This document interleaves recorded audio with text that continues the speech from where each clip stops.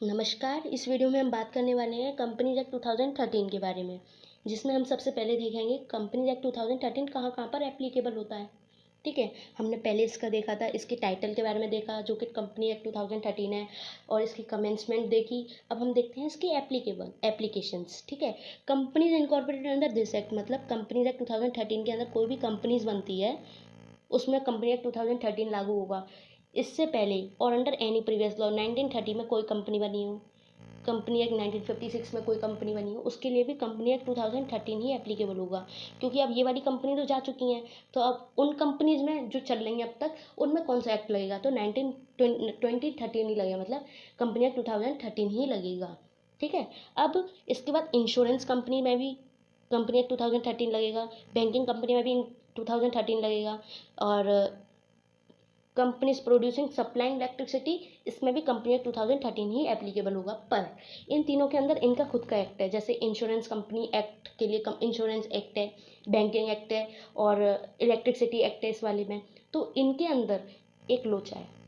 वो लोचा क्या है कि इनका खुद का भी तो अपना अपना एक्ट है ना, तो इसके अंदर इसका सेक्शन या इसका सेक्शन, इन तीनों का इनके सेक्शन इसके सेक्शन से कॉन्ट्राडिक्ट कर रहे हैं होंगे, तो उसके लिए हमें यही मानने पड़ेंगे।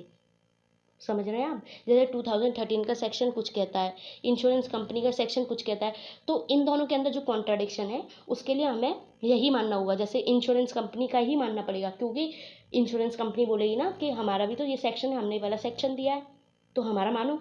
कंपनी एक्ट 2013 को मान रहे हो, तो इसके लिए ये होगा। लेकिन कोई एक्ट जो इंश्योरेंस कंपनी में नहीं है, तो उसके लिए कंपनी एक्ट 2013 ही माना जाएगा।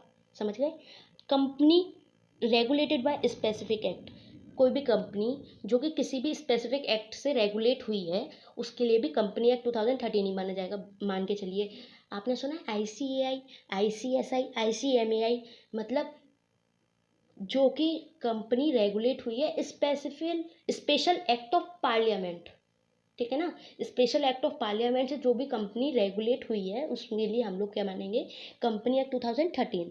ओके, अब मान के चलिए सेंट्रल गवर्नमेंट है, किसी भी एंटिटी को उसने नोटिफाइड कर दिया कि भाई तू आज से कंपनी एक्ट 2013 ही मानेगी, तो कंपनी एक्ट 2013 उसके लिए भी एप्लीकेबल कंपनी एक्ट 2013 होगा। इस तरीके से हमने आज इस वीडियो में 6 कंपनीज के बारे में देखा। कौन सी कंपनी किस कंपनी एक्ट 2013 की एप्लीकेबिलिटी मानेगी, कौन सी नहीं मानेगी, कैसे मानेगी। ठीक है, अब नेक्स्ट वीडियो में हम इसकी डेफिनेशंस के बारे में जानेंगे, जो कि सेक्शन 2 का पार्ट है। कंपनी एक्ट 2013 में कौन सी डेफिनेशंस दी गई हैं, सेक्शन 2 में देखेंगे। ठीक है, इंपॉर्टेंट सारी डेफिनेशंस डिस्कस करेंगे, जो कि exam point of view important है। Thank you so much for watching this video. Thank you.